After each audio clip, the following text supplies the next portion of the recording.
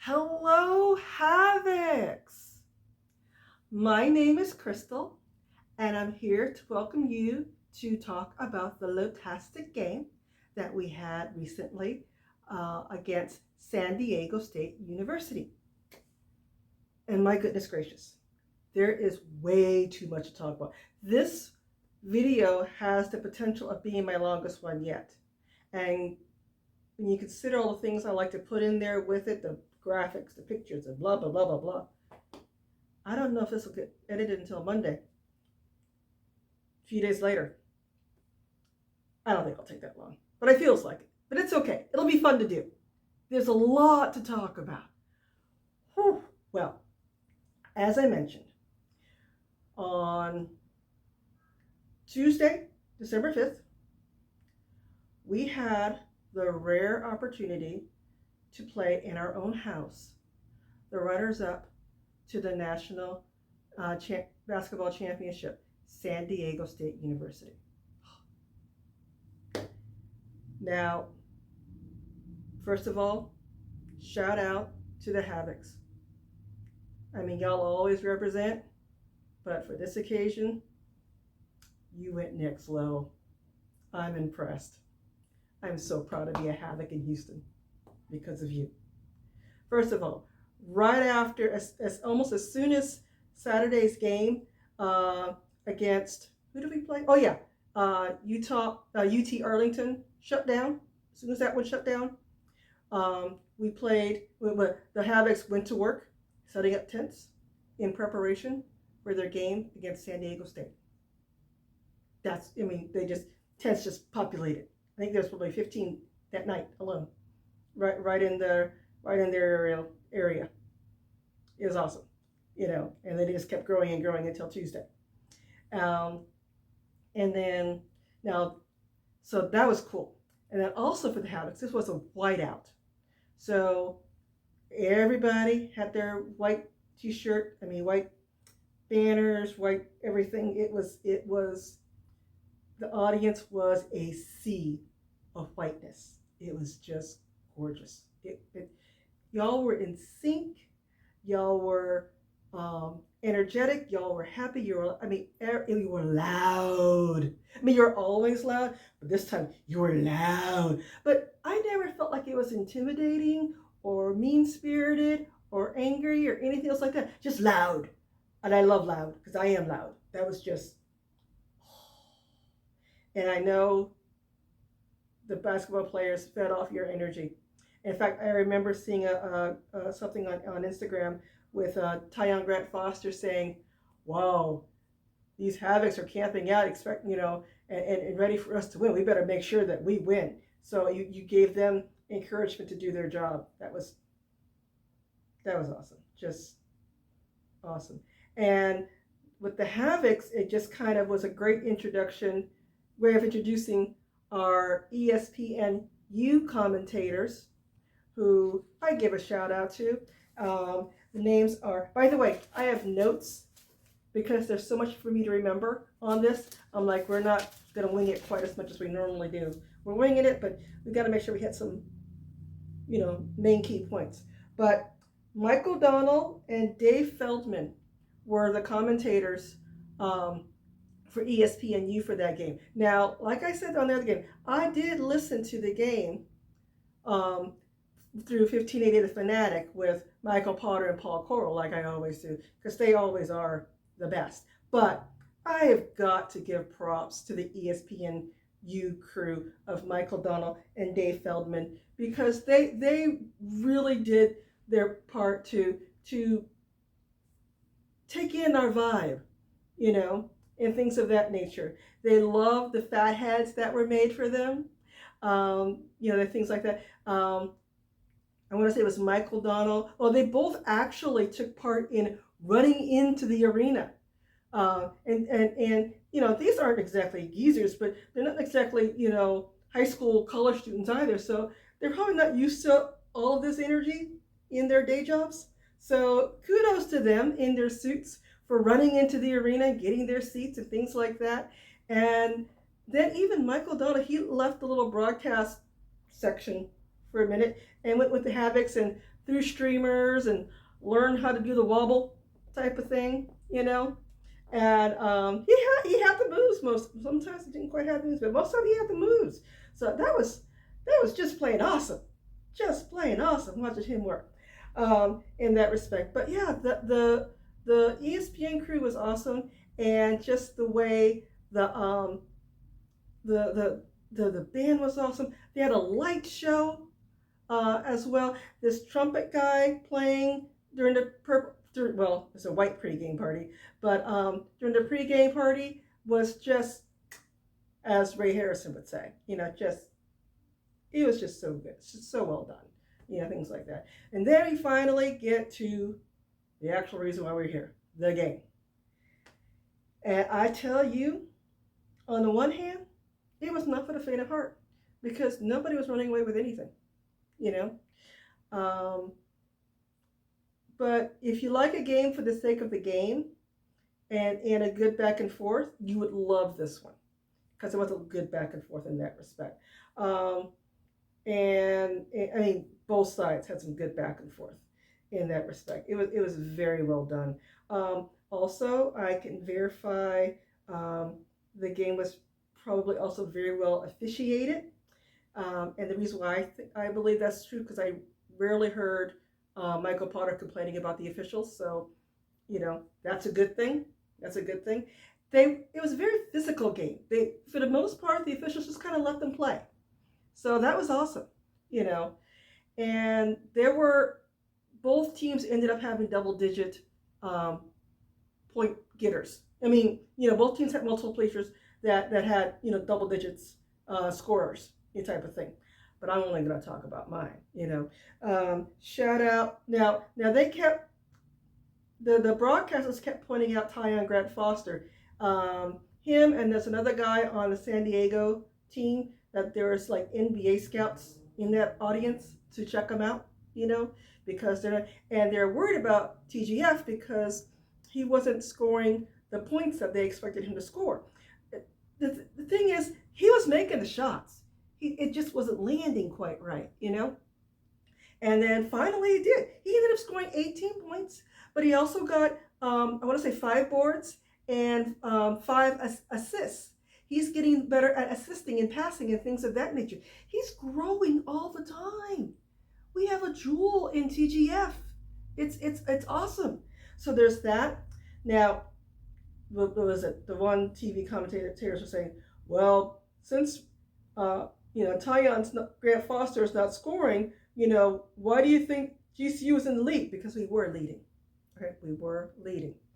And the other one said, well, GCU has Ray Harrison. And speaking of Ray Harrison, that man scored 23 points. Now, he has said in the past that he does not mind sharing the sugar. If other people can do the better, do well with getting the points or whatever, that's fine. He ain't jealous. As long as we win, we're good. Share the sugar, he says. Let other people shine. I don't need to shine all the time, is what he says. We got a good one in Ray Harrison. Share the sugar, Ray Harrison. Yes. So he got 23 points. But he almost got a double-double, because he got 23 points and 8 boards. 8 rebounds. So, he was doing his thing. He was truly doing his thing. My goodness gracious. Now, speaking of double-doubles, the young Skywalker is his nickname, Gabe McLaughlin. He got 15 points and 13 boards. He was great. He was the one, and people were like double teaming him, and yet he kept finding ways of getting points and things like that. It was awesome. It was so good. And then as far as double-digit scores were concerned, I got to give a shout out to Colin Moore, a.k.a. Simo, because he got 13 points, including some badly needed threes that just came out of nowhere. It was great. And speaking of threes, I also meant to mention about Tyon Grant Foster. They were whining and moaning about him not scoring enough. He got 18 points. Okay, like I mentioned before, but that also included it included back-to-back threes. He was getting them when he needed to, so it all worked out. Now, at the end of the first half, We were up by 7. It was awesome. Now I knew that was not enough to get relaxed, but um, interestingly enough, San Diego State University did come to our school to play back in 2016. Back when we were some up and coming, barely out of Division II life school, you know. And at the end of the first half on that one, we were up by 8. So, you know, I'm like, okay, we're on track. Ain't no reason to celebrate, relax right now because it takes 2 halves to win a basketball game. But, you know, it was good. It was good in that respect. So there's that. But, you know, the second half came and we're just doing the players are doing their thing. Havocs are doing their thing. The signs they had and things of that nature, their posters just on point. The moves, the choreographs, that was on point. The cheerlead and dance. I mean, everybody was doing what they needed to do. You know, there was nothing out of sorts at all, really. You know, and at one point, San Diego got the lead. You know, from us. They never led for more than 3 points at a time, and then we get it back. You know, and at one point, to be fair, we were ahead by 13. And they were like, no, you can't do that. We're San Diego State. We're the runner-up to the national champion. You can't do that. So they fought back. They fought back. But when it was all said and done, GCU had 79 points. San Diego State had 73. We won by 6 points.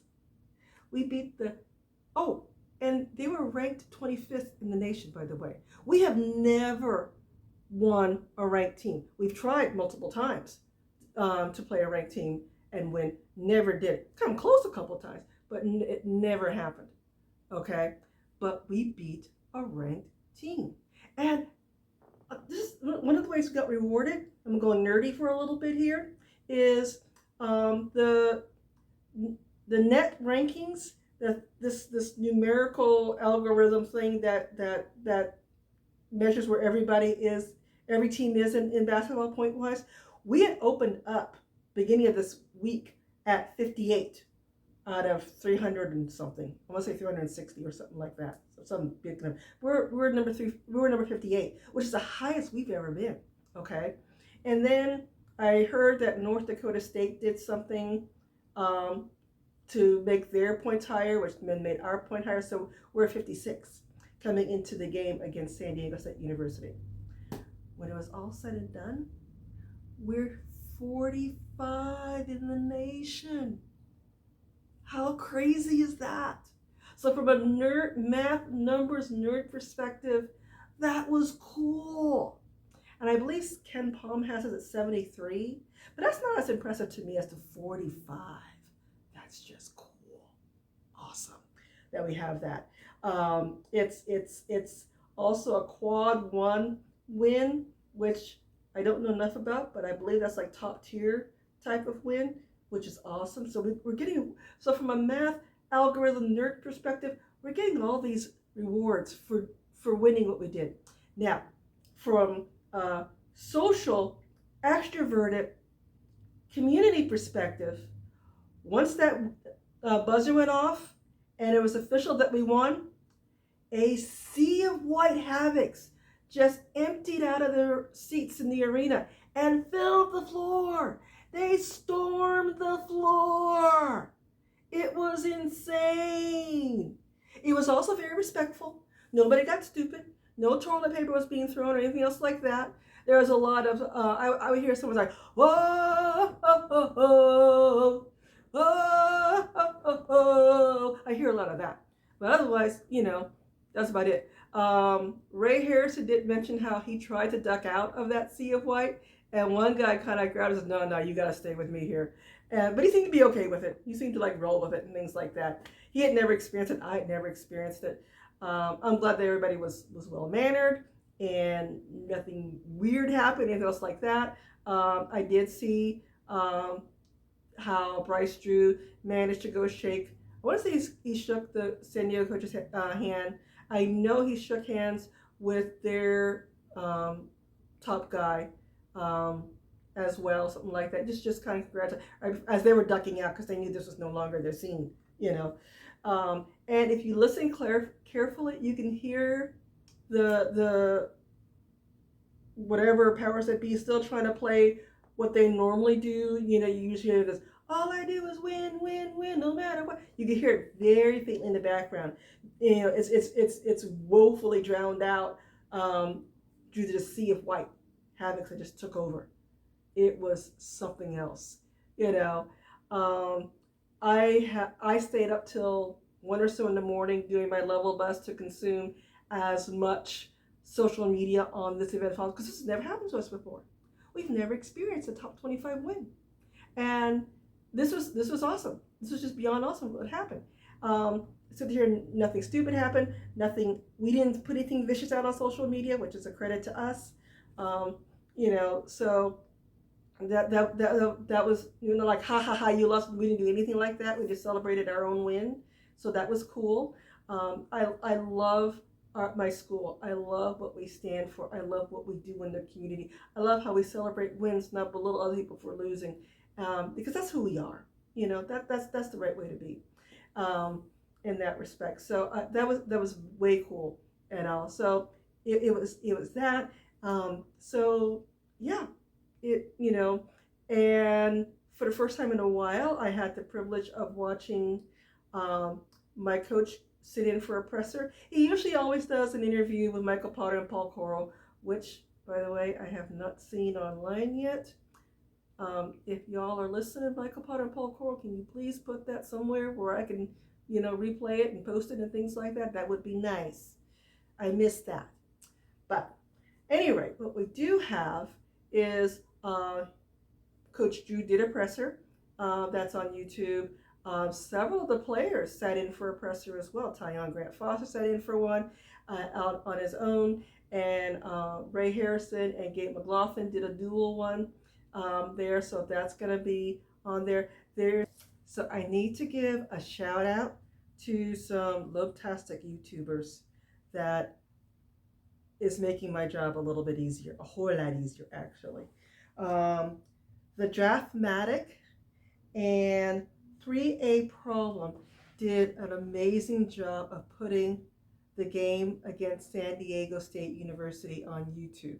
And I will have those games, those videos in the description below, along with everything else I'm talking about.